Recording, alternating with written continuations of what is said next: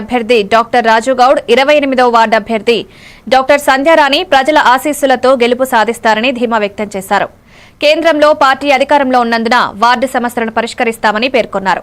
ప్రచారంలో బీజేపీ జిల్లా అధ్యక్షులు గోదావరి అంజిరెడ్డి, అసెంబ్లీ ఇన్ఛార్జ్ రాజేశ్వరరావు, దేశపాండే, పట్టణ అధ్యక్షులు దోమల విజయ్, మాజీ కౌన్సిలర్ శ్రీపతిరావు, నాయకులు, కార్యకర్తలు పాల్గొన్నారు.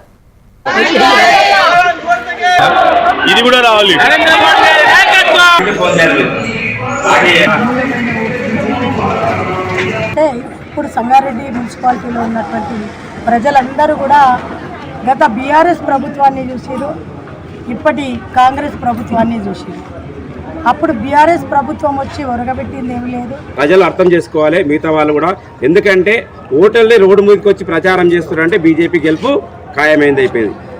గత 30 సంవత్సరాలుగా బీఆర్ఎస్ ప్రభుత్వం కానీ కాంగ్రెస్ ప్రభుత్వం కానీ మున్సిపాలిటీలో ఏ విధంగా అభివృద్ధి చేసిందో ప్రజలందరికీ మేము చూపిస్తూ ఉన్నాం. మీరు కూడా చూస్తున్నారు.